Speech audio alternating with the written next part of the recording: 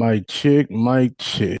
Hopefully y'all can hear me very well out there. I think you can. I'm gonna go ahead and get the video up. Yeah. We're gonna get this thing rolling. Boom. There we go. Good evening, everybody. Good evening, good evening, good evening. Thank you for tuning in with us this Wednesday evening, this Wednesday night, whatever you want to call it, wherever you are. Um, thank you for tuning in to us. True Believer Ministries. Um, this is our Wednesday night bids. And the word bid stands for break it down discussion. Usually, people have Bible study. A bid is our version of Bible study. It's kind of, it's interactive. That's all I can say. It's interactive.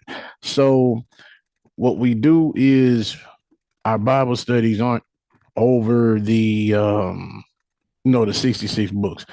Our Bible studies are over what we call the OBGs or other books of God. That's what we call them. Sometimes we call them the original books. Stephanie, you was good when you came up with that. The original books of God. These are books that were supposed to be in the Bible or holy text or whatever that were for whatever reason left out, taken out, not included. The Bible mentions a bunch of these. That's why we read them.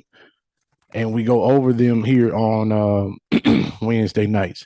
So tonight we are in the book of Jasher and we're on chapter 24. We go over the book from the beginning to the end. It's book of Jasher, chapter 24. Last week we did chapter 23. It was a lot of interesting things in there, even though we didn't get into them and we ended up getting off the stream kind of early. But we're gonna go into a lot of stuff tonight, probably in chapter 24. But before that, we have prayer. Prayer usually lasts from 7 to about 7:30. And tonight I'm leading you in prayer. So if you could get your hearts, get your minds ready. We're about to enter prayer, and then after that, we will start our bid.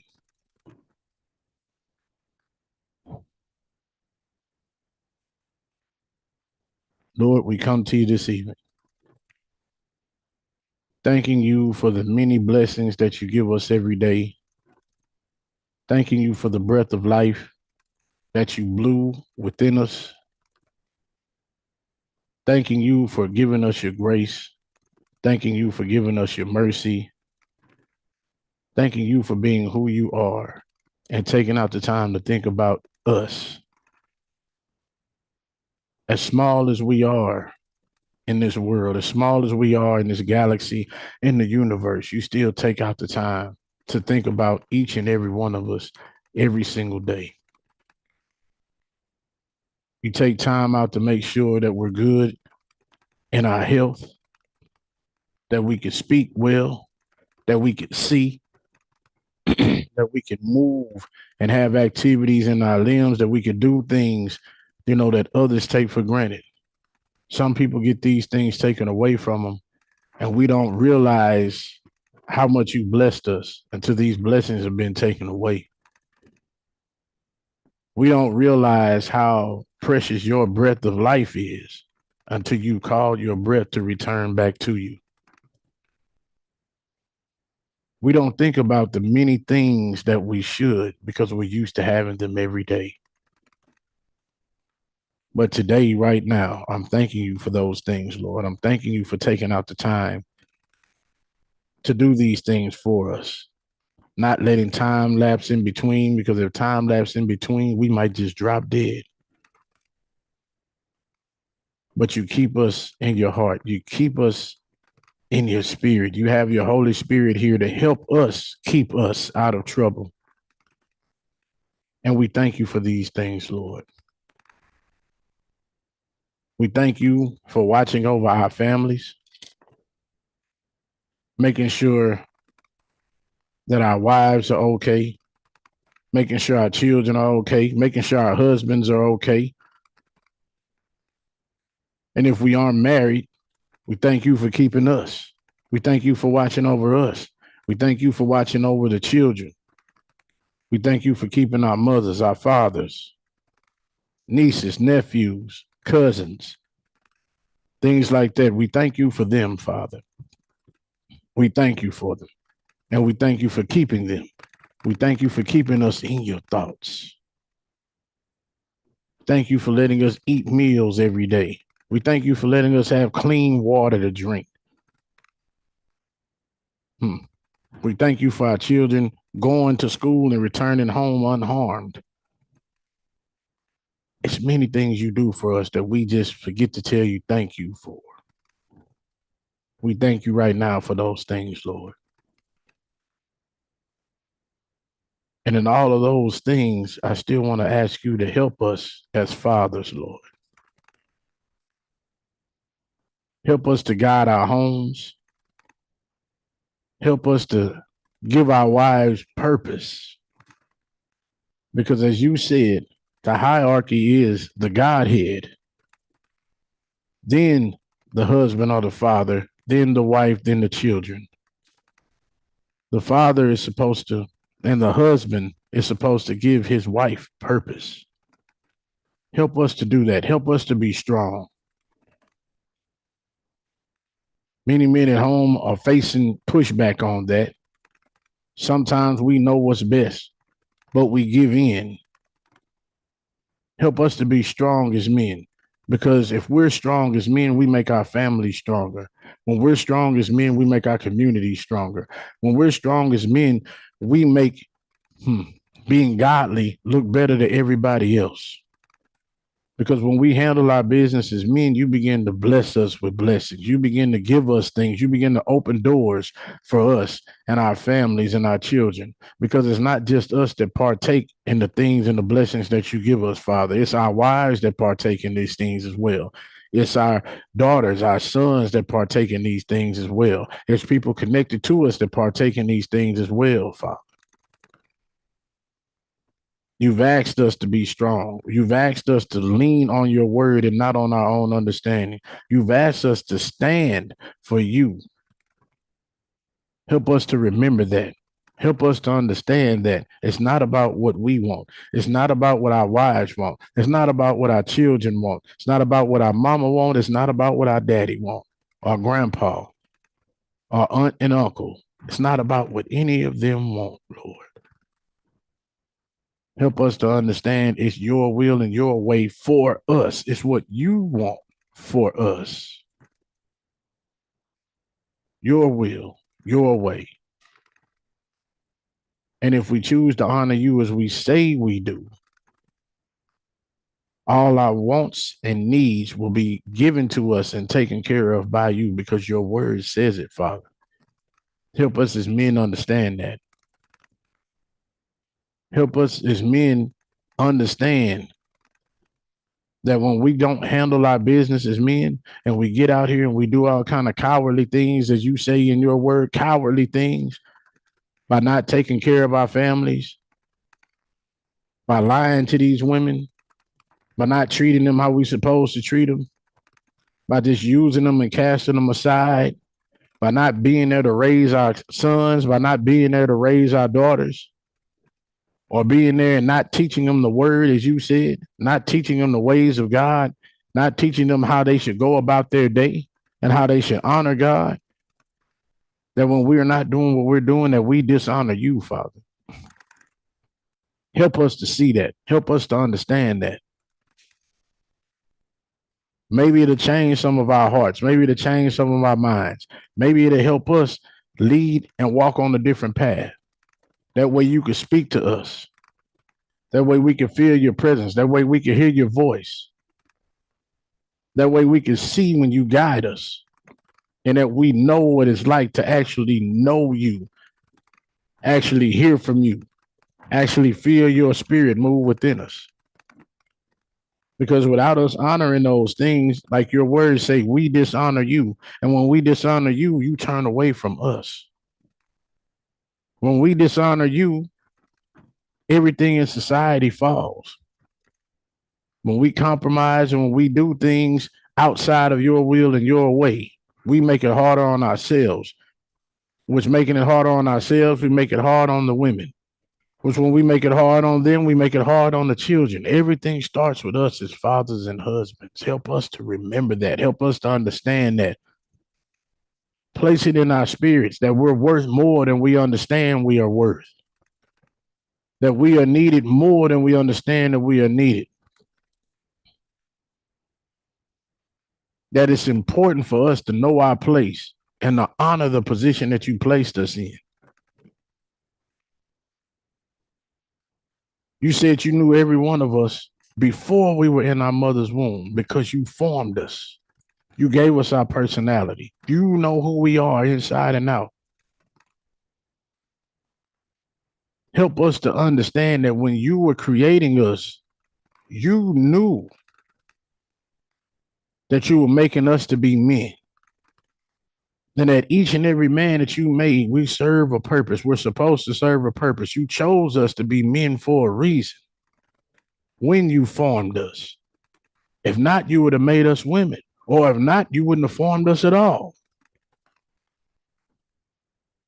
And that's not a knock on the women because they have honor and duty and dignity and honoring the Lord as they're supposed to as well. And when you formed them, you made each one of them knowing I'm making this one a woman, and you made each one of them a woman for a reason because you had a certain promise connected to them being a woman. Just like you have certain promise connected to us being a man, but also with those promises that you've given us as fathers, as husbands, also with those, it's a heavier burden placed on us. But you picked each and every one of us because you knew that we can handle those burdens, that we can handle the heavy load, that we can shoulder it and move forward, that we can do the things to honor you.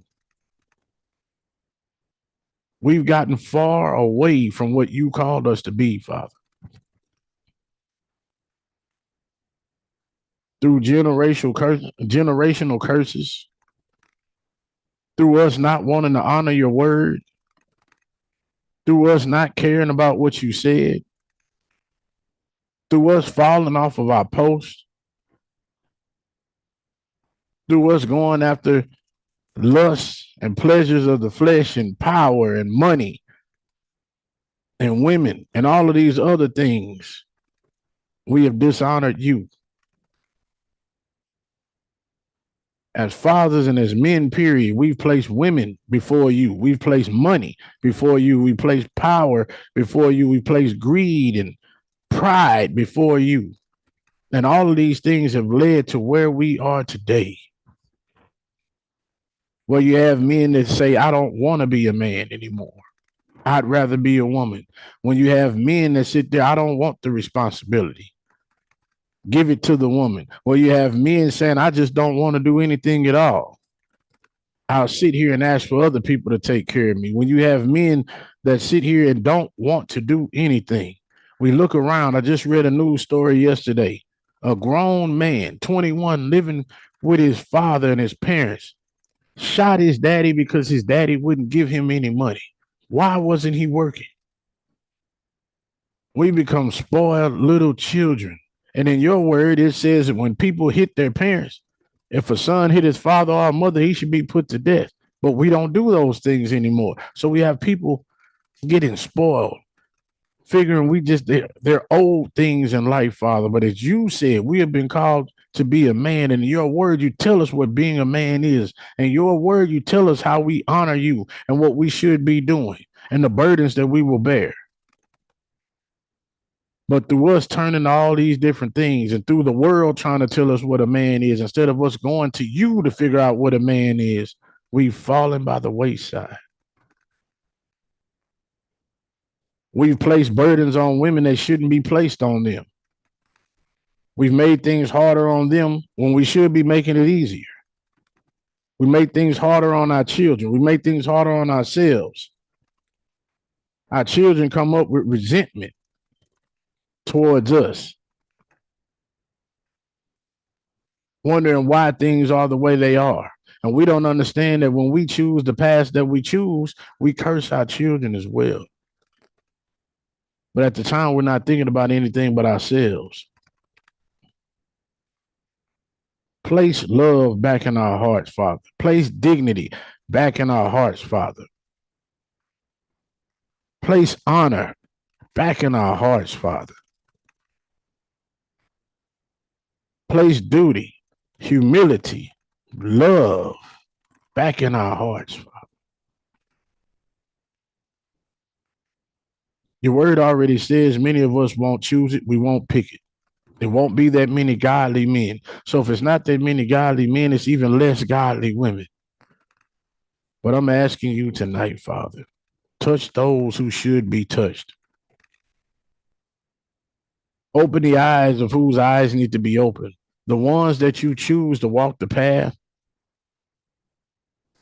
let them know tonight that you are there. Let them know tonight that you are calling them to be higher than what they are. Let you know tonight that you will move mightily in their life. Let them know tonight that you are the Lord their God. And as long as they follow you, they will prosper. They will be in good health. They will succeed. They will fulfill their honor, their duty, and their commitment that you asked them to do. And it's going to be other people looking at them. How can I be like them? How can I get what they have? How can I have the peace that they have? How can I have the faith that they have? And that others will start to look at them and try to mimic it. But also let them know it will be many people that come against them. It will be many people that fall away from them. It will be many people that they thought were in their corner that are not in their corner. That they will be hurt by some they trust. That they will be stabbed in the back over and over. And while they're being stabbed in the back, they still have to go out and perform the duties that you placed before them. But even though they're hurting, even though they're being talked about, even though they're being looked at in a certain kind of way, even though they're being looked at as less than, that you are there with them, that you will help take the pain away, that you will help shoulder the burden, that when times get tough, they can always go to you. They can go on their knees, look up to you and ask for help. You can ask them, they can ask you for strength. They can go in their closet and pray to you for blessings, pray to you for a way out of the storm, pray to you to see if this is a storm they should stay in because it will develop them. But pray to you for strength and endurance. And in doing so, they will become better men, stronger men, more faithful men. Meaning you will be happy to call men. Because in your word, we see it's a difference from what the world calls a man and what you calls a man. A man.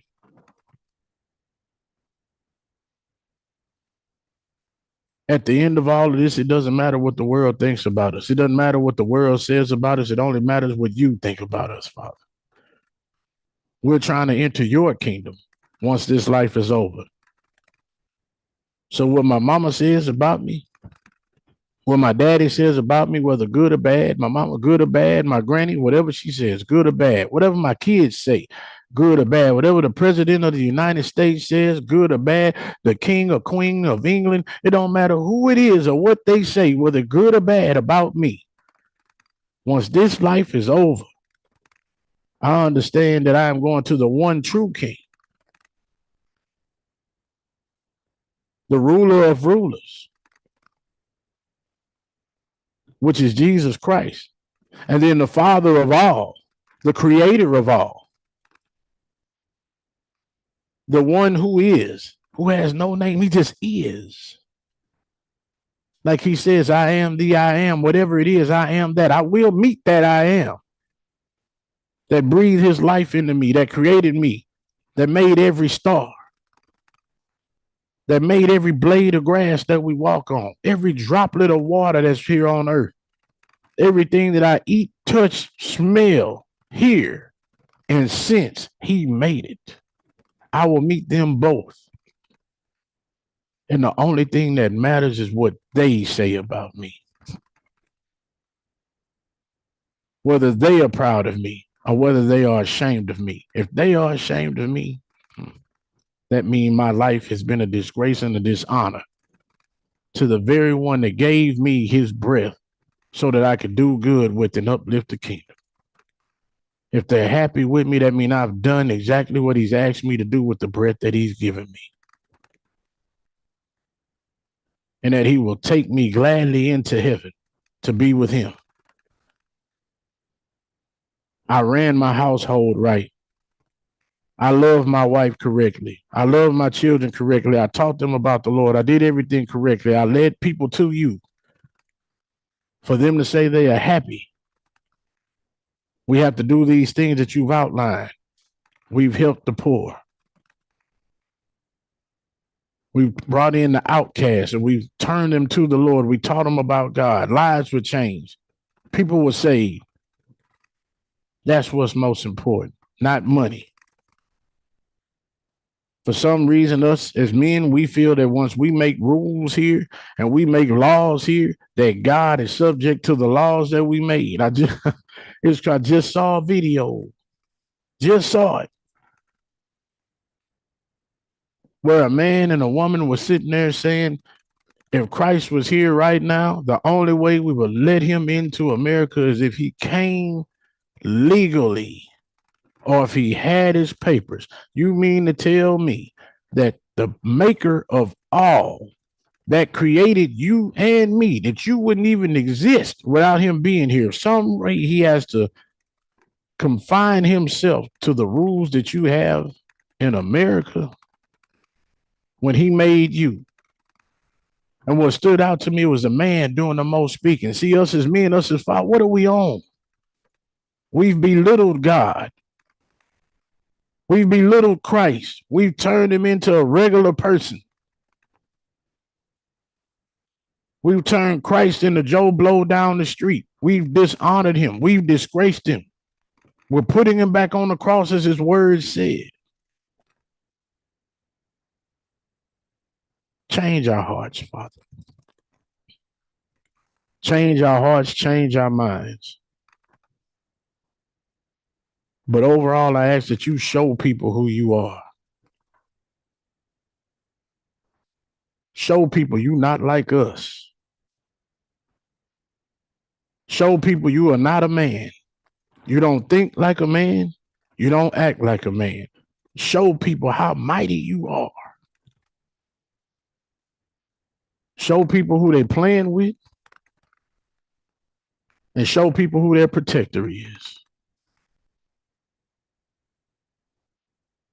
Show people that you mean what you say. And show mercy to those that understand who you are and what you say.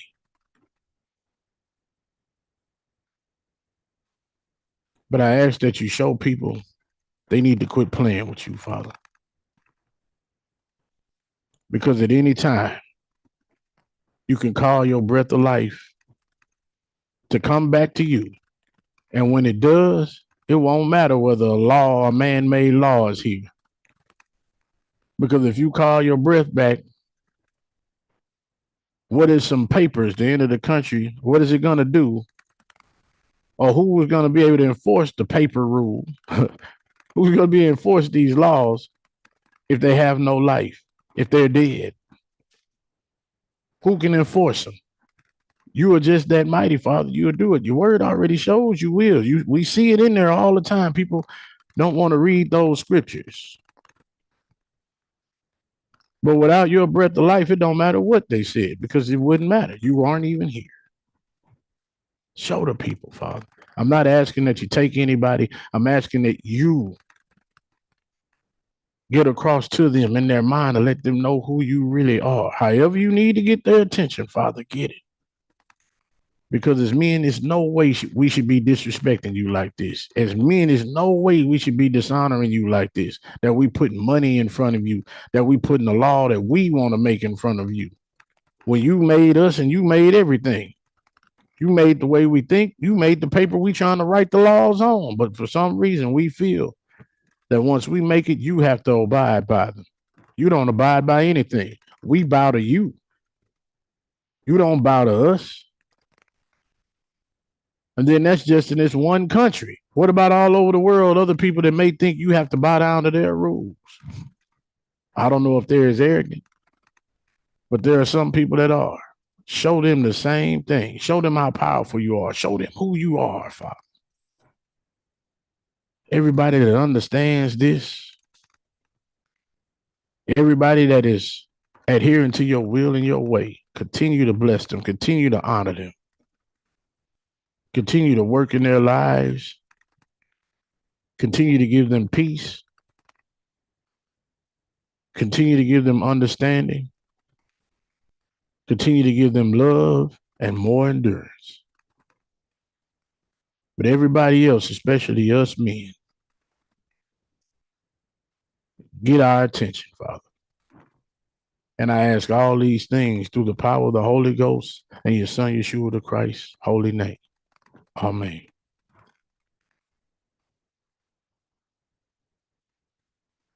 Well, that was it. Hmm.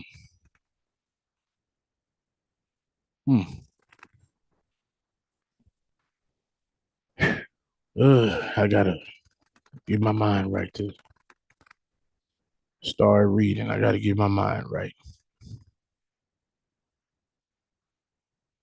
Mrs. Mitchell, do you have any words? Or Corey, you have any words?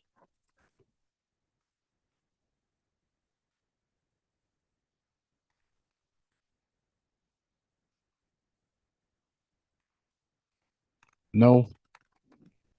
I'm just trying to see if y'all want to step in. I'm trying to get my mind right before I just jump into reading.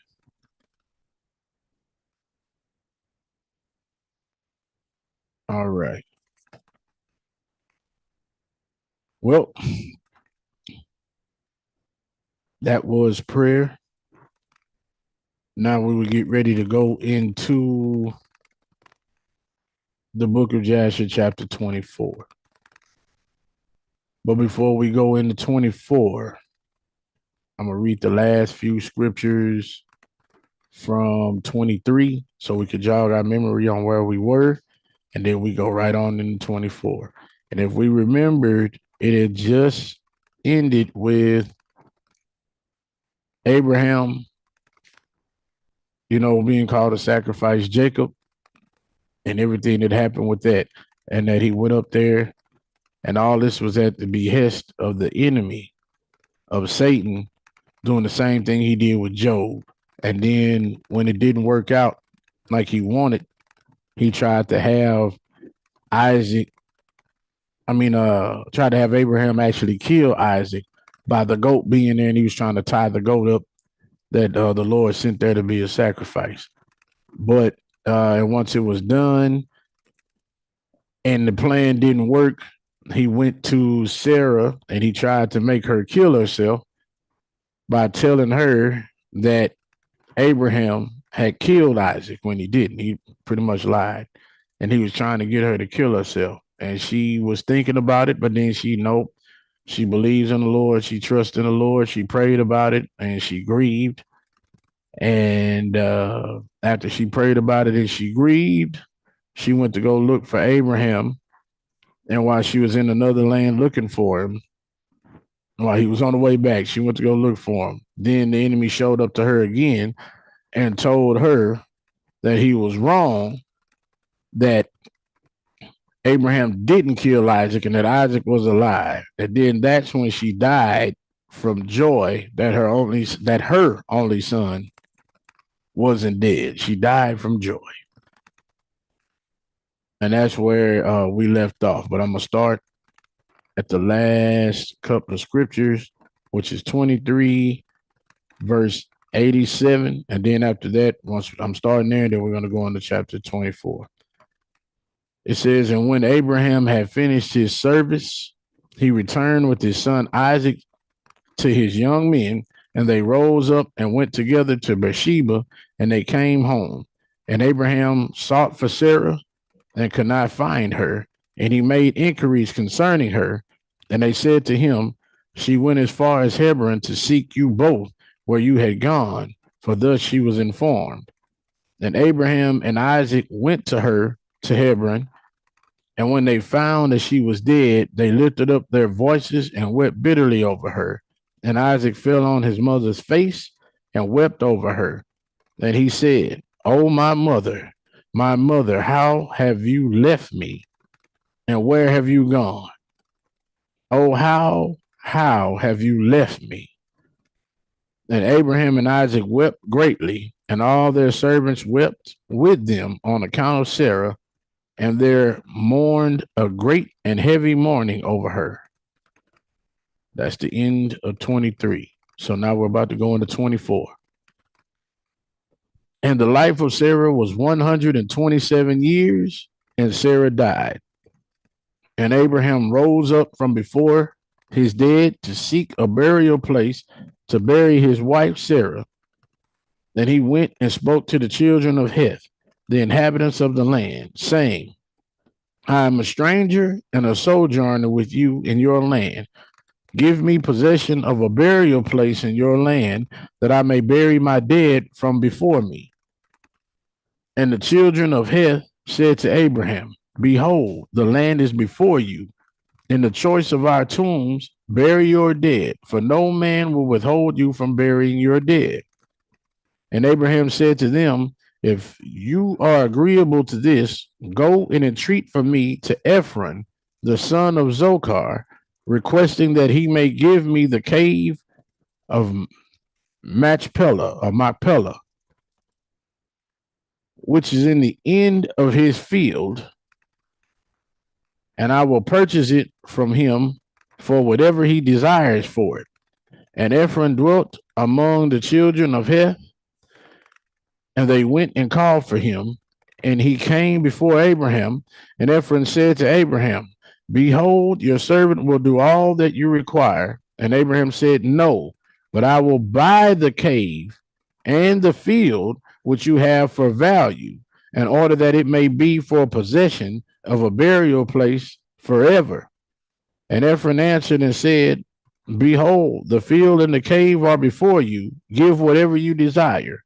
And Abraham, "Only at full value will I buy it from your hand, and from the hands of those that go in at the gate of your city, and from the hand of your seed forever."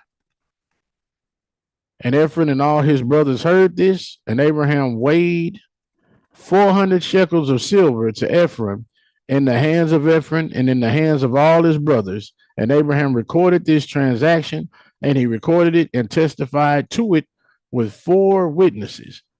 And these are the names of the witnesses: Ammiel, son of Abishna, the Hittite; Adikoram, son of Shunach, the Hivite; Abdon, the son of Acharam, the Gomerite; and Bakdil, the son of Abudish, the Zidonite.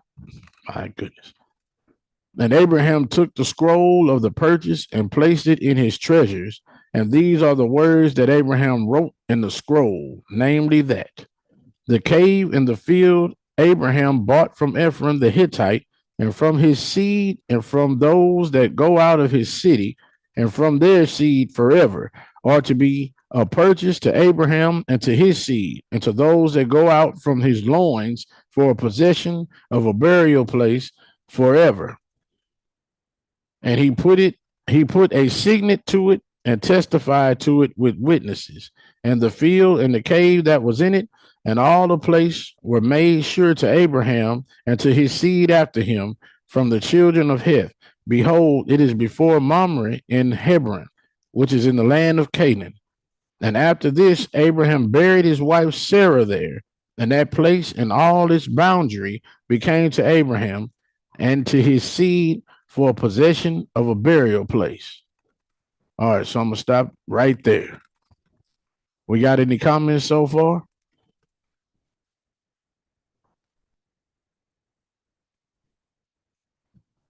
If you're at home, say you on YouTube, Facebook, or TikTok, you can type it in. I should be able to see it on the side over here. If you live on this call, y'all can unmute yourself. What I was gonna say, I'm sorry. Go ahead. No, you. All right. Let's let Mrs. Mitchell go first. Go ahead, Miss Mitchell. Mrs. Mitchell. I was just gonna say he is one person that actually had witnesses to things that they agreed upon outside of the two people that were making the not covenant, but make whatever you want to call it, agreeing on something or making an oath. To me, he's like the first person. He got additional before other people Yep. to be a witness to what they agreed upon. Because I think about, I guess it was Ezra when when the elder died and the sons were supposed to keep the land, uh, not go into the land that was promised to the other people, and they went in anyway, even though the brothers was telling him no, don't. He didn't care, and he got his lineage cursed. Yeah. But see, It made me think of that. of that. Like, But he yeah, getting witnesses because back then you would have people, hey, this land isn't yours. It is mine. I signed the papers. Where are the papers?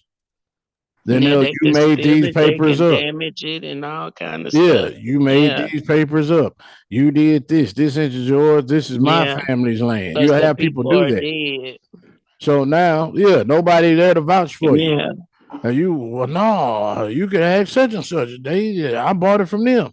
Who said you bought it from them?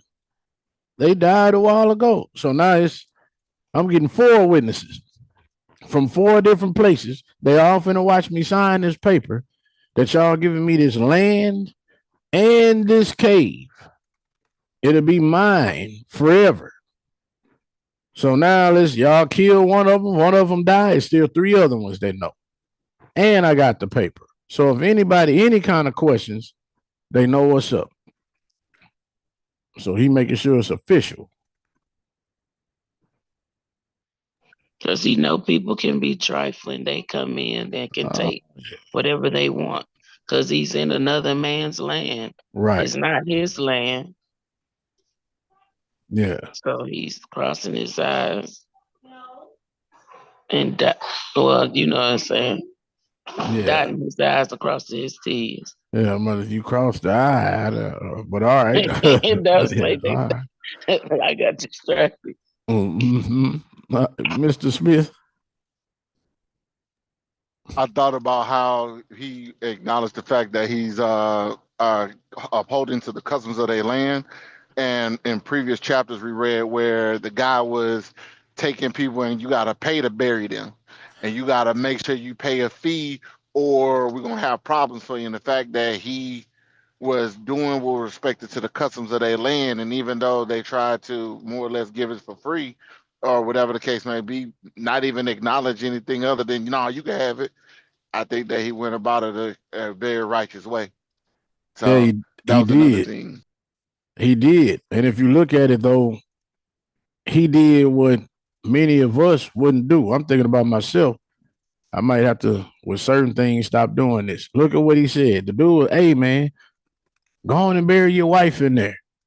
We ain't gonna stop you from burying your wife. Those caves, yeah, you can bury your wife in there. And no, I don't want nobody buried in there but my wife, my family. I want all this land, that field and that cave. I want it. But they all know who Abraham is. That's why when you take the field, you take that cave. We know you mourning Sarah. We know this. We got that. You take this. You do that. And he's sitting there like, no, I ain't gonna take it. Y'all just giving it to me. Why? One thing is if you just give it to me, you could take it back later. Because some people may, like Mrs. Mitchell was just pointing out, hey, you ain't pay for this land. We can come get it. It's still ours. Oh, no, but he told me the land was mine. I could tell, no, no, no, no. It's our land. They can come do that. Nope. I'm gonna pay for it. Okay, well, just give us something for it. Just give us something for it. And no, I got to do what's honorable. I'm paying full price. I know y'all trying to do this for me. I'm paying full price. But also, what that full price entails is, once again, I'm in a different person's land. So yeah, I'm making the deal with him right now. I'm paying, I just gave him something for the land. But what about the people after him? They may, hey, you ain't pay us what this land is worth. You didn't pay this. So whoever you made that deal with, we don't care. We need this money, or this is our matter of fact, yeah, get off our land, man. You ain't even from here. They could do that. But what he did was alleviate all of that stuff with this. I got 4 different witnesses here, and I'm paying full price, and it's getting written down, the transaction, and he put his signet on it. It's all the way official. And he wrote in there, this land is for me and whoever come out of my loins for us forever. And then it said, like he said, y'all kids can't come try to take it back, and your kids' kids can't come try to take it back. This is mine. They signed it. They was all there.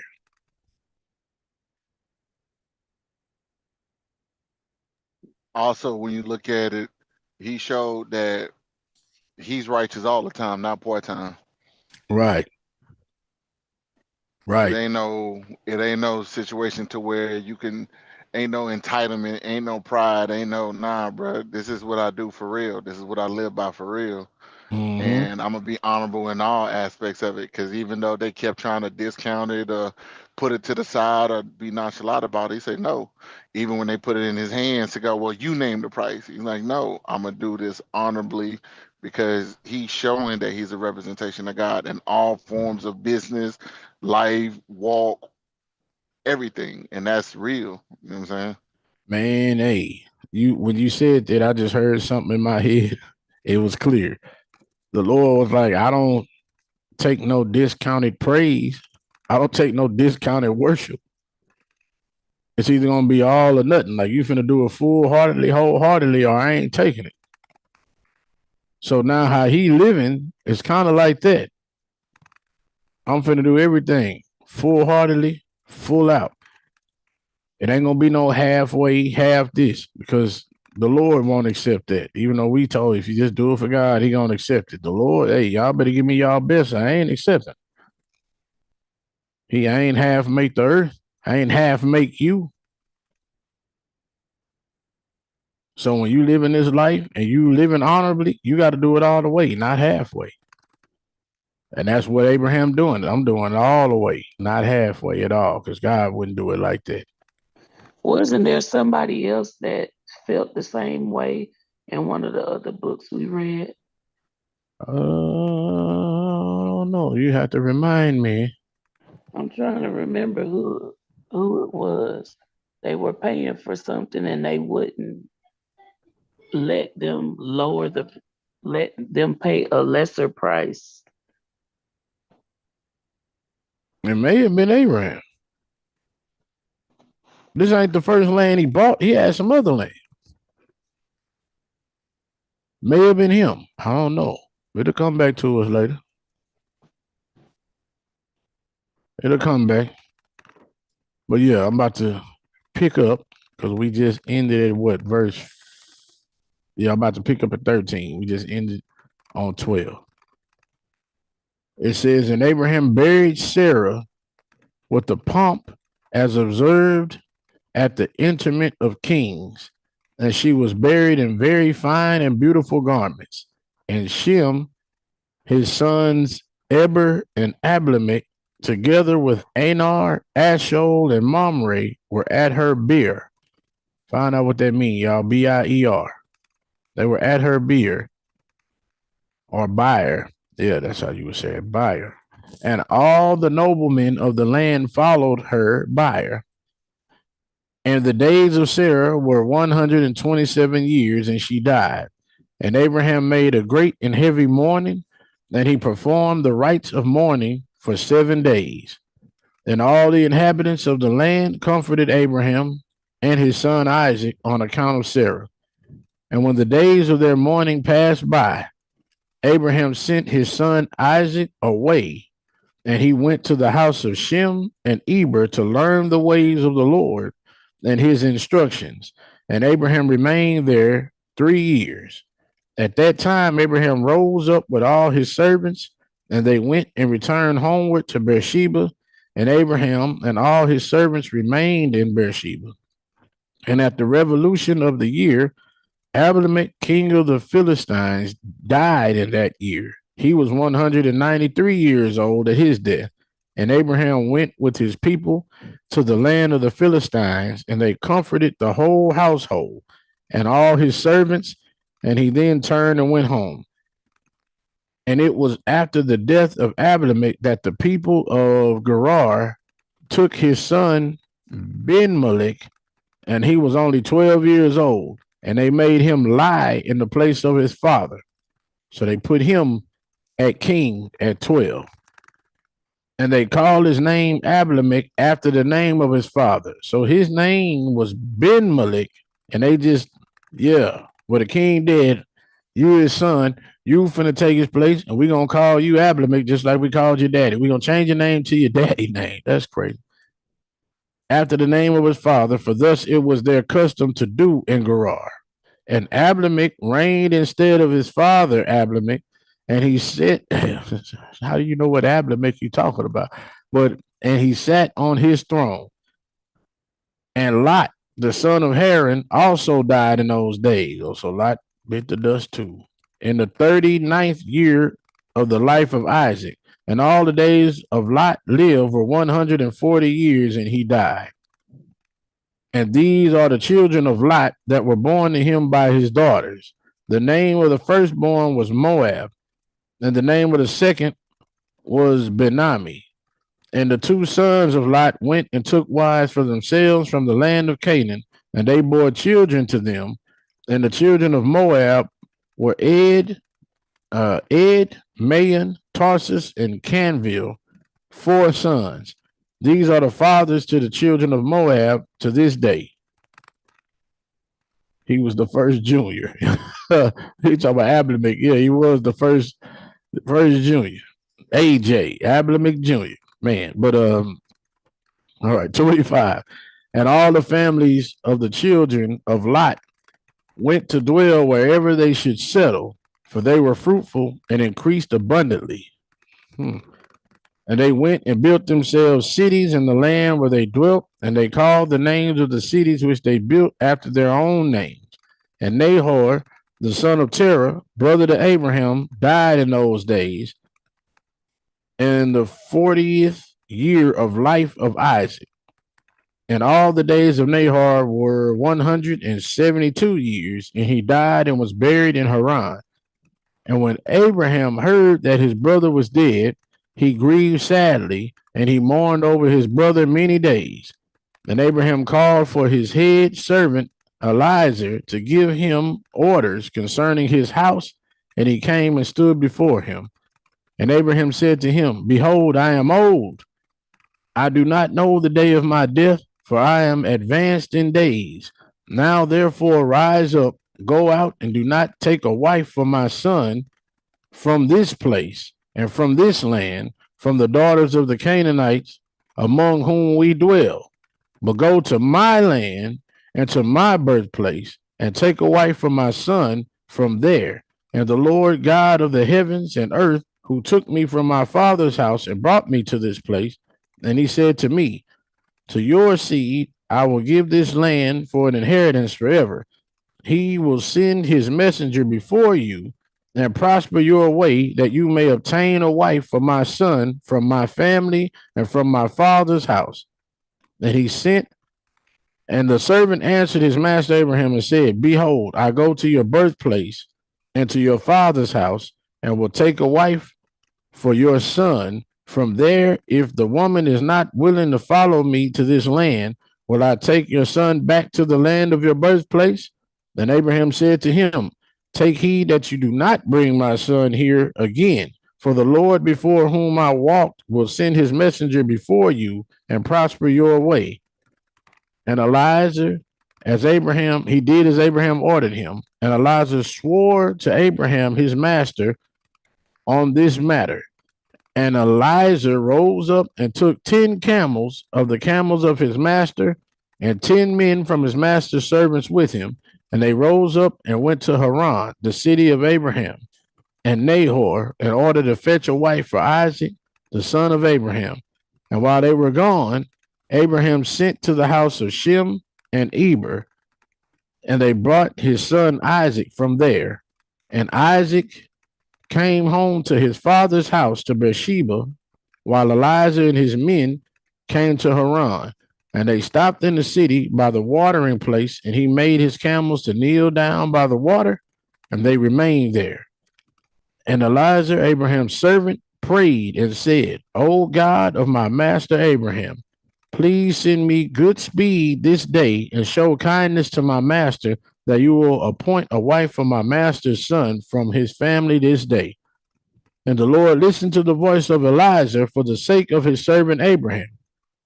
And he happened to meet with the daughter of Bethuel, the son of Milcah, the wife of Nahor, brother to Abraham.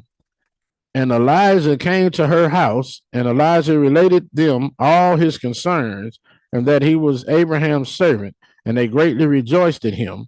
And they all blessed the Lord who brought this thing about, and they gave him Rebekah, the daughter of Bethuel, for a wife for Isaac. And the young woman was a very beautiful appearance. Look, the Lord, yeah, she's going to look good. Very beautiful appearance. She was a virgin, and Rebekah was 10 years old in those days. My God. Yeah, she better have been a virgin. She was only 10. My good. She was 10 years old in those days. And Bethuel and Laban and his children made a feast on that night, and Elijah and his men came and ate and drank and rejoiced there on that night. And Elijah rose up in the morning, he and the men that were with him, and he called to the whole household of Bethuel, saying, send me away that I may go to my master. And they rose up and sent away Rebekah and her nurse Deborah, the daughter of Uz. And they gave her silver and gold, men servants and maid servants, and they blessed her. And they sent Elijah away with his men. And the servants took Rebekah, and he went and returned to his master to the land of Canaan. And Isaac took Rebekah, and she became his wife, and he brought her into the tent. And Isaac was 40 years old when he took Rebekah, the daughter of his uncle Bethuel, for a wife.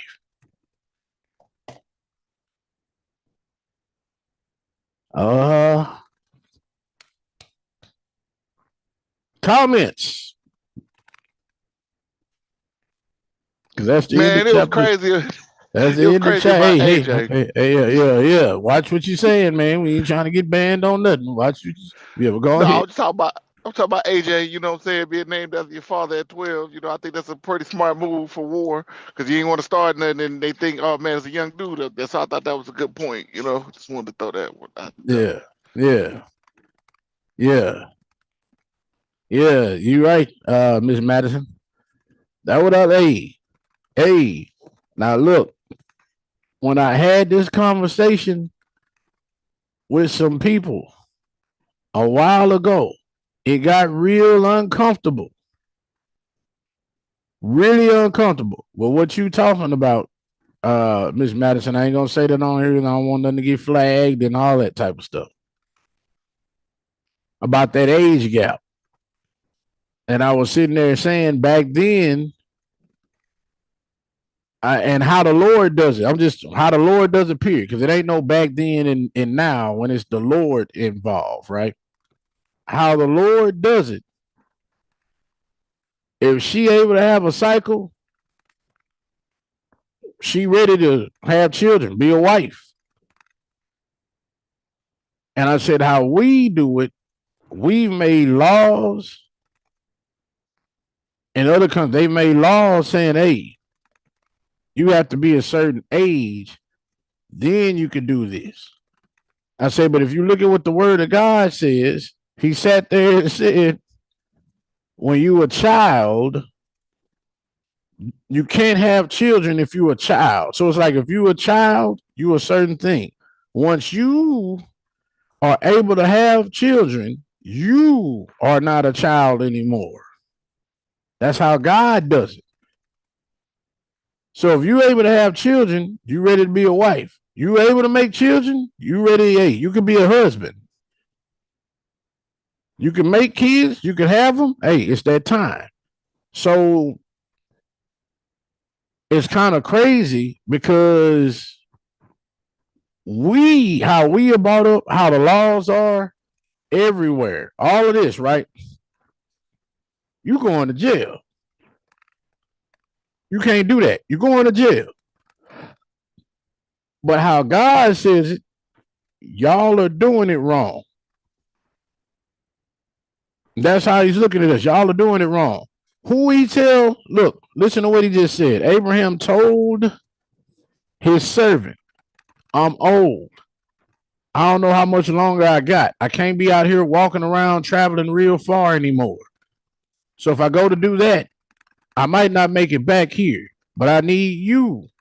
He had his right hand man that's been there. We've been seeing Elijah. Remember, Elijah went to see about Lot when he was in Sodom and Gomorrah, and they tried to bust him in the head with that rock, and then they took him to court, and he busted the judge in the head with the rock. Oh, this is what it is. This your word. He busted him in the head. So Elijah been riding with Abraham a long time, right? Now hey, I need you to go find my son a wife. Don't find him no wife from these people. Where we at now? Don't go over here. But he already know all of them don't care about the Lord. They don't know our customs. They don't do this. It's a different land. I need you to go back to where I was born because they own the stuff now. They right? Go. It's gonna have to be somebody in my family. What I say, we look at that as wrong. But he already said, your cousins are good. What is she? His cousin. Why would you have to have a cousin? Because if they brought up in the same house in the same way, they understand. Just think, I'm just throw this out there. Like, let's say me and my brother, we're brought up in one way under my mom, my dad, right? They raised us a certain kind of way. So now, to make sure they raised us in the ways of God, they know the ways of God, they raised us in it, they're walking in it, they showed us how to walk in it, right? So to make sure that people are still walking in the ways of God, if I have kids, they're mine. My brother have kids, they're his. Our kids are cousins, right? But I'm raised in a way that I know is right, that we should go. My brother been raised the same way, so he gonna raise his kids the same way, right? So now how do you keep the ways of God going forward? My kids get with his kids. Y'all already know the ways of the Lord. My kids do, and his kids. So it keep it going. That's why the Lord was sitting there saying, hey, cousins ain't off limit. They good. Especially if they've been in the ways of the Lord. That's what it tell you. Like when you read that, when you read who you can be, it seems kind of crazy. People, that's nasty.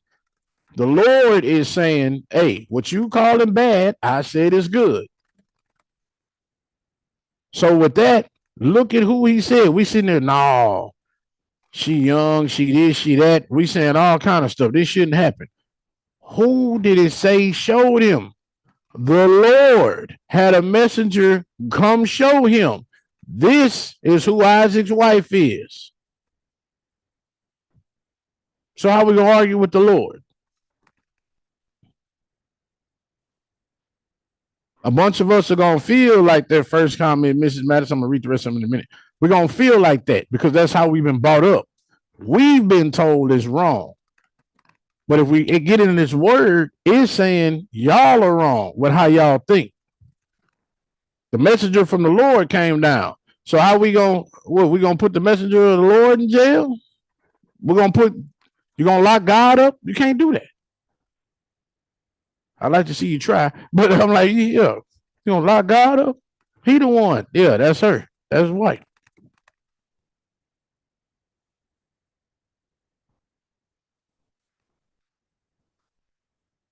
Let me see. All right. She found what buyer meant, an urn or receptacle for keeping the bones of the dead, the funeral couch or briar on which the Jews carried their dead forth to the burial. Okay, so this is kind of like the buyer is pretty much like the casket.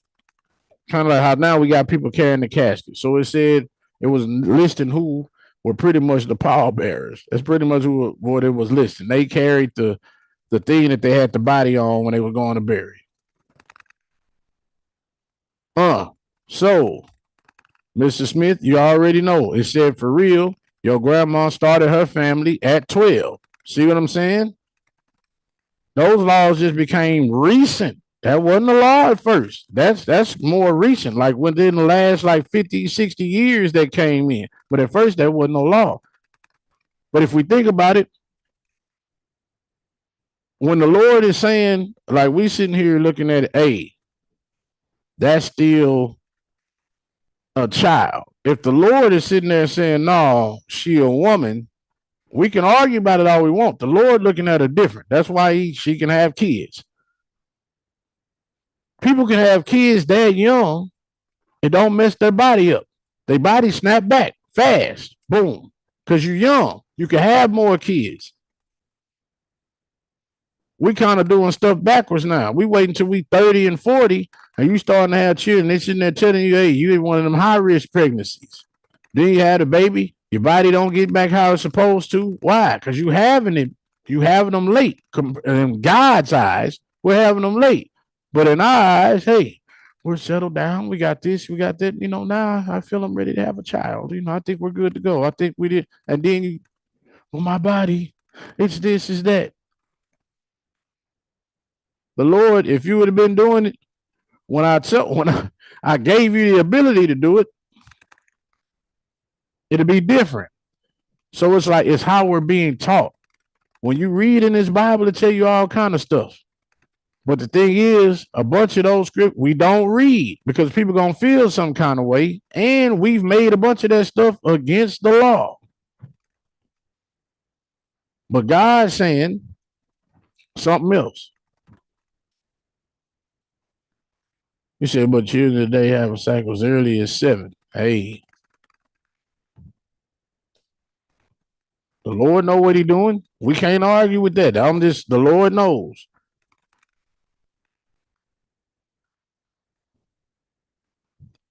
But we must obey the law of the land, correct? What reason would He allow the law to be a worldwide, but against, hold on.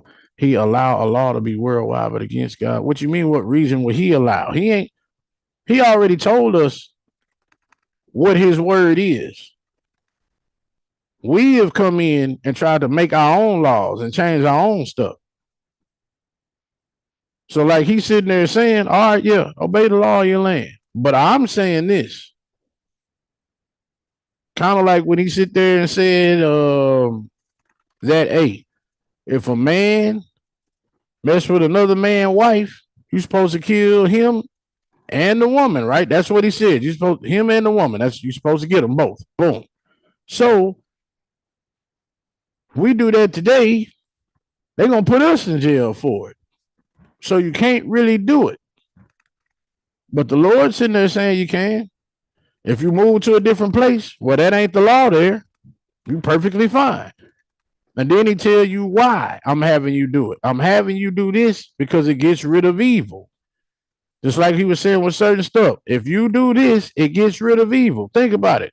If I mess with another man's wife, I'm supposed to be, I'm going to say it, unalived afterward, and her too. I'm going to be real hesitant to do it. And then after I see other people get unalived for it, I ain't doing that. So what stops? Cheating. It stops. So it's actually going to clean up stuff. Look at what He was saying in the word. When I'm telling y'all to do some of this stuff, it's going to stop evil from coming in. Do we do that? No. So now you got a whole lot of cheating going on. A whole lot of evil stuff going on, right? It's become so commonplace, people think that it's regular. And a lot of people have to answer for that when they get in front of the Lord. Just because they said you could do it, I never said you could. Is it more important to listen to the law of people or the law of the Lord? Which one do you trust in? So He ain't, allow, like how we saying he allowed it. Hey, y'all want to make that against the law? Cool. It's gonna be worse on y'all. Y'all bodies. I know what your body can handle. I made it. You think all of a sudden your cycle just came in? I'm the one that said, all right, it's that time. I'm the one creating the changes in your body. I'm the one that said it's all right. But there's people there telling you, no, this shouldn't be happening. All right, you go off what they're saying. They want to make it the law. Cool. We just gonna let it happen. Cool. Do it. But I'm trying to tell you what's better for you.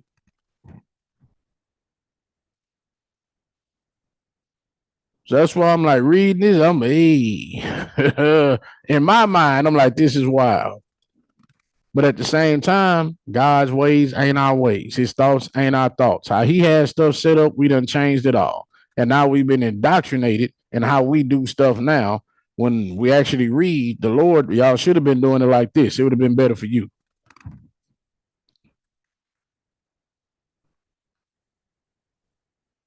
But any other comments?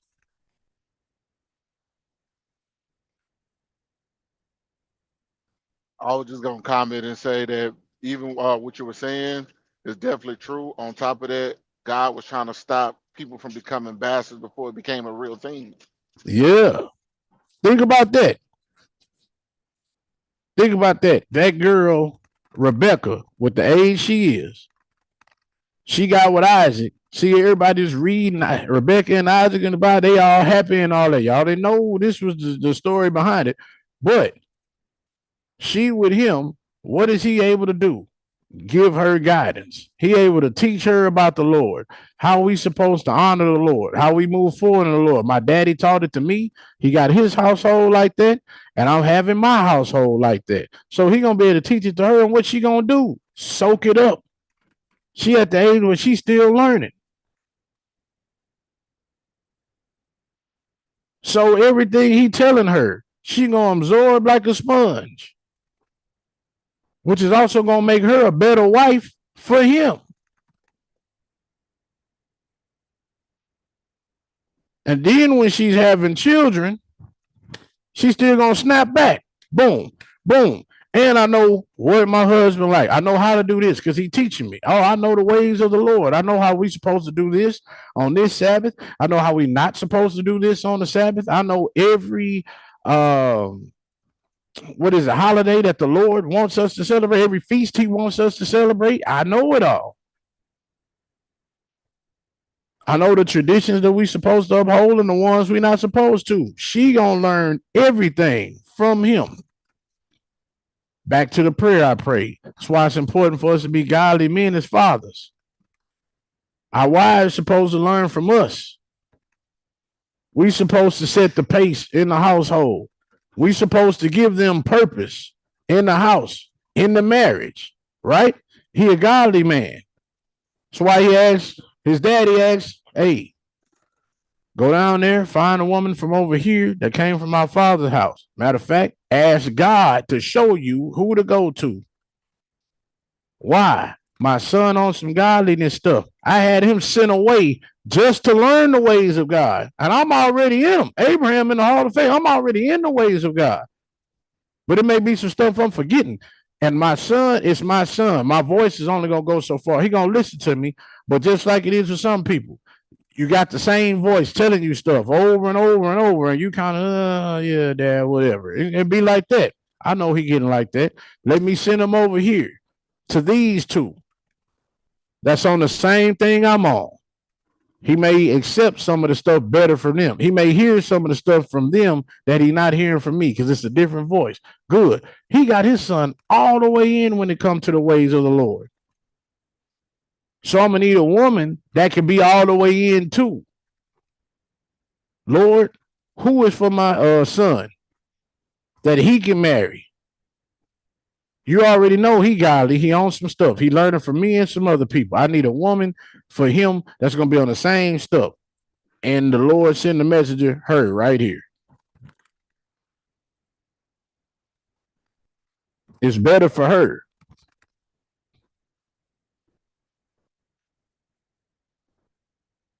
You also can see the difference between how Hagar did it on her own account and what has happened versus the way Abraham did on thriving on the Lord and waiting on the Lord and versus his way of doing it. Right. Yeah. He asked the Lord, Hagar, just I'm finna go back home because I wasn't down with none of that stuff. No way. I'm finna go back home and get a woman from where I'm from. And she was disrespectful and all of that. No. Hey, then Abraham then asked the Lord for Isaac. Hey, I need you to point somebody out. He went and got her. He said it's crazy there was none of an older age that were holy enough. Hey, hey, that's a major statement you just made right there, Mrs. Mitchell. That's a major statement. It's crazy there weren't none of an older age that were holy enough. Hey, the Lord going with who's there. This is a holy man. I got to make sure he with a holy woman. So out of all the women, out of all the women that was Jacob's age or older, out of all of those women, or a little younger, between from where what it said, Rebecca was 10. So that means from what 11 all the way past Jacob's age, I mean Isaac's age and older. None of them were holy enough to be with Isaac. It makes me think of the conversation or the bid we had before where you were saying that the women alone wouldn't be godly if they didn't have a man to follow. For someone to be that young, that means she was probably following her dad's footsteps. Exactly. So she maintained it. But the older they became, they're probably by themselves or whatever, going into sin. Yeah. But she still had godly influence. Exactly. That's why he said it's got to be somebody like this. Lord, who is it? And the Lord went over there. Because if you look at it, I think this is his younger brother, but the younger brother died. Remember, his older brother, I mean the daddy, this is the daddy's younger brother. I mean, hold on. This is Abraham's younger brother. Remember, Abraham's older brother died because he got burned up by the king. What was his name? I forgot. He That got king. killed. What are you talking Yeah, about? he got burned up by that king. Remember, and he was teetering on the fence. The Yeah. older brother was like, Abraham out here living real holy, and everybody was trying to kill Abraham because he was living holy. And then it's like the older brother said, I want to do like Abraham doing, but then I don't know because they might kill me too. So when it said they was finna throw Abraham in that fire, the older brother was like, all right, I want to live like it, but I'm going to hold off on that. And if Abraham lived after being thrown in the fire, then I'm going to jump down with the Lord. But if he doesn't live, I'm going to be on the evil stuff everybody else on, so I don't die neither. And then they threw him and the older brother in because the daddy was sitting there talking all kind of stuff. He blamed something on the brother. They threw him and the older brother in, and the older brother burned up. And the Lord was with Abraham. He didn't burn. So this is the younger brother. So obviously the younger brother, after seeing that, hey, I'm with the Lord. I'm with the Lord. Lord, forgive me. Changed his ways. So now the younger brother's kids, they coming up in the ways of the Lord. Lord, who is for my son? And he go over there. Your niece. There ain't no women older, no women his age. No, your niece. That's who it is. I'm saying, you think the Lord worrying about some type of age? He worried about who holy and who not. Whether you be 70 or 80 or 9 or 10 or 11, he don't care who is doing what I'm instructing them to do. Who's living like this? And just like Mrs. Mitchell was saying, that's what King Solomon found out when he did that experiment. Left on their own, Women will not honor the ways of God. They're going to choose what they want, what make them happy, or how they feel. They're going to do this. They're not going to honor the ways of God. And it's only one man out of 1,000 that'll honor it. Like, and it said the rest of the men know, they just will choose not to do it for power or for money or for a woman. I know what I'm supposed to do. I'm just not going to do it because I'm trying to get this. It just said she's not going to do it at all. Just, hey, no, I'm not down. But when will they do it? Like it said, if a woman was left to her own ability, when she get out on her own, she's not going to do it. So what is he doing? The Lord went and found a girl or a woman in the Lord's eyes. I went and found one that's still in her daddy house, that's learning the ways of the Lord. So she don't know no other way right now. All she knows is the way of God. And this is who I'm finna put with him. She ain't had a chance to go out on her own, to go away from the word of the Lord. She's still there with her daddy teaching her.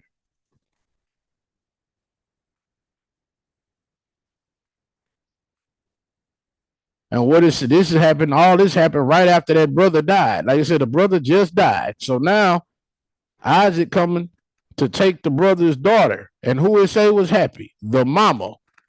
She rejoiced. My daughter married. She got her a good man that loves the Lord, that's going to make sure she's taken care of.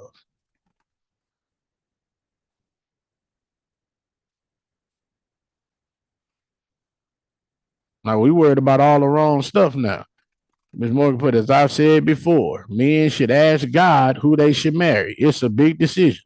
Well, now, yes, that is. And what you're saying is absolutely true. When you said that to me, I'm like, I ain't never thought about that. That's crazy. Because we don't ever do that. But that's what we should do. That's wild.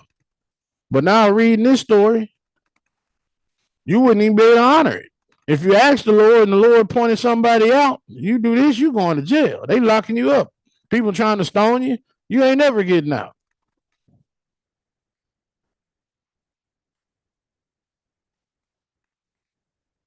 Like the Lord say, I said do this. Y'all saying that ain't right. All right.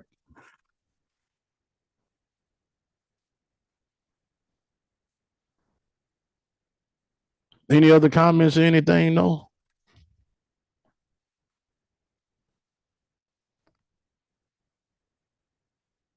No? All right, let me see how long 25 is. Yep, we're going to go into 25. All right. We're about to go on into chapter 25. And it says, and it was at that time that Abraham again took a wife in his old age, and her name was Keturah from the land of Canaan. So now, yeah, Sarah died. He took another wife, and she bore to him Zimran, Jokshan, Midian. How you got that's Midian and Midian, huh? All right. Ishbak and Shuach, being 6 sons. And the children of Zimran were Abihan, Molech, and Neram. And the sons of Jokshan were Sheba, Dedan, and sons of Midian were Amida, Joab, Goshi, Elisha, and Nothak. And the sons of Midian were Epher, Chanok, Abida, and Eldah.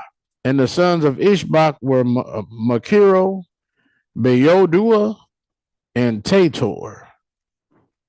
And the sons of Shuach were Bildah, Mamdad, Munin, and Mebin. All these are the families of the children of Keturah, the Canaanite woman, which she bore to Abraham, the Hebrew. All right, hold on. Well, they put, if it's deemed appropriate for a girl or woman to marry once she gets her cycle, I wonder what deems a boy or a man ready for marriage. That's what I said earlier, Mrs. Smith. When he's able to make a child. If you notice, that usually happens around the same time girls are able to have their cycle. Usually around that same time, boys start sprouting up hair in certain places, and they can make babies then. That's to answer your question with that. But let me see. 6. Oh, geez, I thought they were just born with it. Laugh out loud. My bad. No, no, man. We can't. We ain't popping out the womb, firing them off. You know what I'm saying, right? Before we become that age, we the word. We can't fire nothing off at all. Like we may be able to get rocked up, but nothing will come out at all. Like nothing at all. You could do some stuff. It don't matter how long. Nothing coming out. There's just nothing. But then when he started to sprout hair in certain places and start doing that, yeah, he gonna start firing. He ain't got no blanks. Now his stuff is starting to come up out of there. And that's when he mess around, have a child. You see what I'm saying? It's usually around the same time these cycles come into place. So yeah, we ain't coming out just ready, locked and loaded. We may be locked, but it ain't nothing loaded in there. You know, the Lord already know. Don't load nothing in there, man. Don't load nothing in there. You're gonna have some women, hey, I can get pregnant. Don't do it.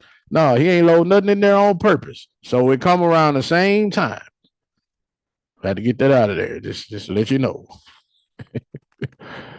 Oh man, my job is great. My job is great. But all right, back to back to the chapter. I'm on verse 6. So it's telling you all the kids he had with that other one. It says, and Abraham sent all these away, and he gave them gifts. And they went away from his son Isaac to dwell wherever they should find a place. And all these went to the mountain at the east, and they built themselves 6 cities, in which they dwelt to this day. But the children of Sheba and Dedan, children of Jokshan, with their children, did not dwell with their brothers in their cities. And they journeyed and encamped in the countries and wilderness to this day. And the children of Midian, son of Abraham, went to the east of the land of Cush, and they found a large valley there in the eastern country, and they remained there and built a city, and they dwelt therein. That is in the land of Midian to this day. And Midian dwelt in the city which he built, he and his 5 sons, and all belonging to him. And these are the names of the sons of Midian, according to their names in their cities: Ephah, Epher, Shinnach, Abida, and Elder. And the sons of Ephah were Methach, Meshar, Avi, and Tezuana. My goodness. And the sons of Epher were Ephron, Zur, Aliran, and Medin. And the sons of Shinnach were Reuel, Rekem, Azi, Al-Yoshub, and Alad. Alad. And the sons of Abida were Shur, Melud, Keruri, Mochi, and the sons of Elder were Micah and Reba and Machiah. Machiah and Gabol. These are the names of the Midianites according to their families, and afterward the families of the Midian spread through the land of the Midian, and there are generations of Ishmael. And these are the generation of Ishmael, the son of Abraham, whom Hagar, Sarah's handmaid, bore to Abraham. And Ishmael took a wife from the land of Egypt, and her name was Reba. The same is Meribah. Okay, so her name, they called her Reba for short, but her name was Meribah. And Reba bore to Ishmael Nebaioth, Kedar, Abdil, Mibsam, and their sister Bashmath. Remember, this is the woman he ended up quitting. That Abraham told him, this is not the one. This is the one that was disrespecting the children and disrespecting him, and she disrespected his daddy. That's her. And she went from him and returned to Egypt. See, yeah, that was her. Returned to Egypt to the house of her father, and she dwelt there. And she had been very bad in the sight of Ishmael and in the sight of his father Abraham. See there? And afterward, Ishmael took a wife from the land of Canaan, and her name was Malchuth. My Lord. And she bore to him Nishma, Duma, Massa, Chadid, Tema, Yektur, Naphish, and Kedma. These are the sons of Ishmael, and these are their names, being 12 princes according to their nations. And afterward, the families of Ishmael spread out, and Ishmael took his children and all the property that he had gained together with the souls of his household, and all belonging to him, and they went to dwell where they should find a place. And they went and dwelt near the wilderness of Paran, and their dwelling was from Havilah to Shur, which is before Egypt, as you come toward Assyria. And Ishmael and his sons dwelt in the land, and they had children born to them, and they were fruitful and increased abundantly. And these are the names of the sons of Nebaioth. Should name a bunch of names, y'all. The firstborn of Ishmael, Mend. His name was Mend, y'all, M-E-N-D. And then the second one was Send, S-E-N-D. No creativity. Men, Send, Mayan. Then the sons of Kedar were Alion, Kazim, Chamid, and Eli. And the sons of Abdil were Chamid and Jabin. And the sons of Mibsam were Obadiah, Ebedemelech, oh my goodness, Yeush. These are the families of the children of Reba, the wife of Ishmael. And the sons of Mishma, the sons of Ishmael, were Shamua, Zacharan, and Abed. And the sons of Duma were Kazed, Eli, Mashmud, and Ahmed. Then the sons of Massa were Melon, Mula, and Ebedadon. And the sons of Chadad were Azur, Minzar, Ebelam, what is that? Abed Dimlek. And the sons of Tema were Seir, Saturn, and Yaakov. And the sons of Yatur were Merith, Yeosh, Alio, and Pachoth. And the sons of Naphish were Abed Tamed, that's one name, it was hyphenated, Abed Tamed, and then it was Abiyasif and Mir. And the sons of Kedma were Caleb, Tachti, and Amir. These were the children of Malchuth, the wife of Ishmael, according to their families. All these are the families of Ishmael according to their generations, and they dwelt in those lands wherein they had built themselves cities to this day. And Rebekah, the daughter of Bethuel, the wife of Abraham's son, Isaac, was barren in those days. She had no offspring, and Isaac dwelt with his father in the land of Canaan, and the Lord was with Isaac, and Arphaxad, the son of Shem, the son of Noah, died in those days, in the 48th year of his life of Isaac, and all the days that Arphaxad lived were 438 years, and he died. Well, I'm glad that chapter over. I ain't got to butcher no more names, y'all. I ain't got to butcher no more names. Whew. But it's telling you all these kids these people had. So that first wife, like I said, that first wife of Ishmael that was real disrespectful. It said the Lord looked at her like she was bad. Abraham looked at her like she was bad. And her husband looked at her. That's everybody looked at you. She had to go back to her daddy house. His second wife, she had a bunch of kids, and it's talking about they became princes.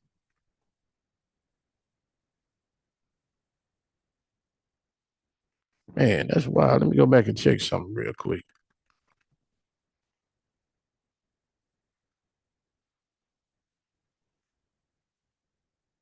I'm trying to see how many children that she had, the second wife.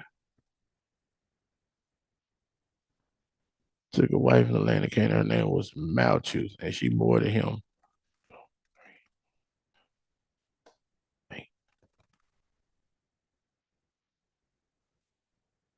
All right. Yep.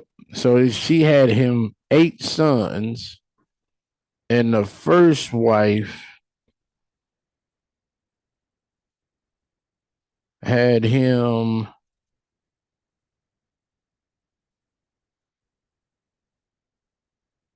Her boy to him.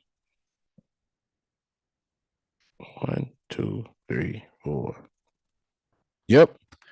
So the first, the terrible wife, she had him 4 sons and a daughter. The second wife had him 8 sons. All her children became princes, and the 4 sons from the first wife, it said they became princes too. Didn't say what happened to the daughter. But the one from the woman that was good, 8 sons, all of them princes.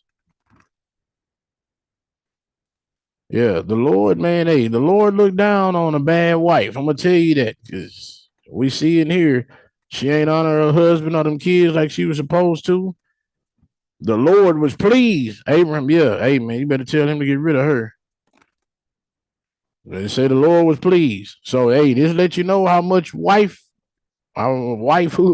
wifemanship, whatever you want to call it, how important being a wife is to the Lord.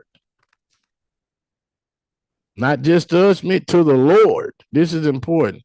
We all got a role to play. Play your role like you're supposed to, so you ain't got to worry about getting embarrassed by the Lord. Because that was embarrassing for her back then to be divorced and sent back to live with her daddy. That means your daughter ain't worthy of being married, which reflects on you as a father. So that was bad. But any other comments? Because yeah, even though it named all these generations, this is a lot of people.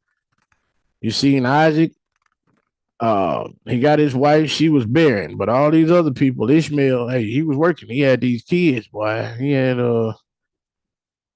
what did it say, 12 sons and a daughter. He had 13 of them. Then it's naming all the kids they had. And then it's telling you where they went. So now you see some of them, they said they went to the mountains. They did stuff in the mountains. Then the other ones went past the mountains. They just started living out in the wilderness and in other places.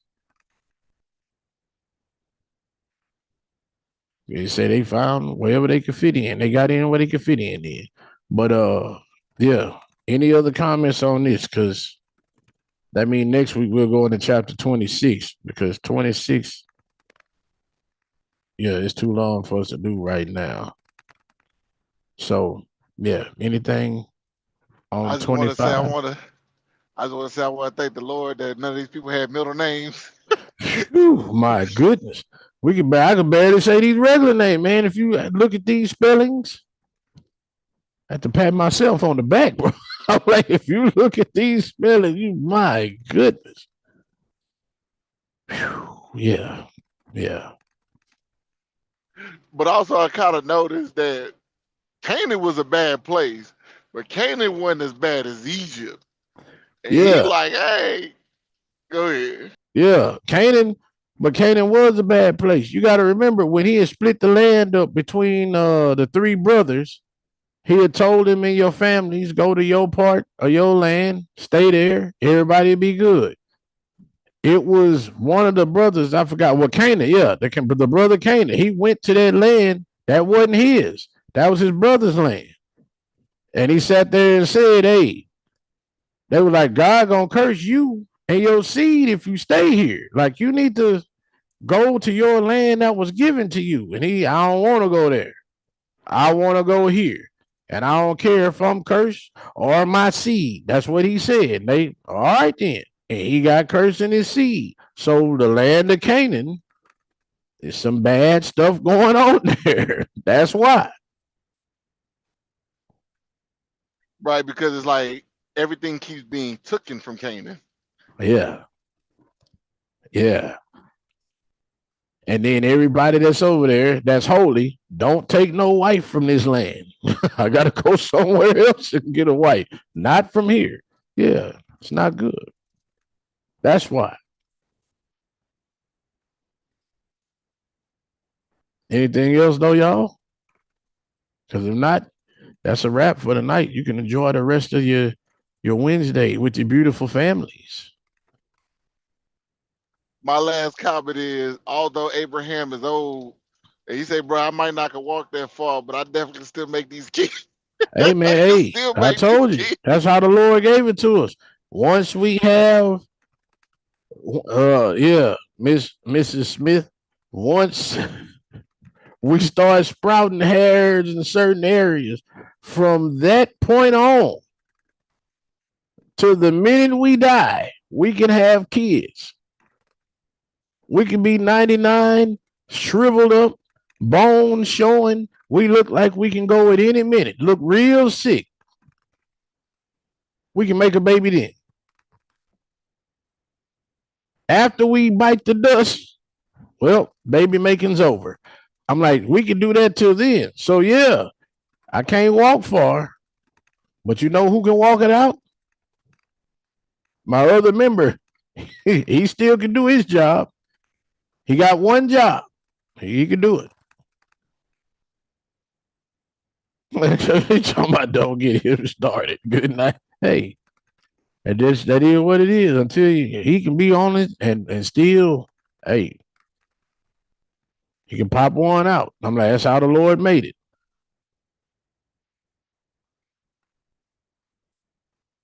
But yeah, that's all of that. Why he probably did like that. All of that is for another lesson. We don't get into that tonight. We'll be here a long time. So yeah, I'm gonna say this. Enjoy your families. Thank the Lord for the time that He's giving you here. Thank the Lord for His breath of life. Thank the Lord for you actually being able to hear and see and read the truth, for you to get this understanding. And just thank God for what He's doing for you and what He's done. And in all of that, enjoy your families. I'm going to see y'all Saturday. Have a good one. Love y'all.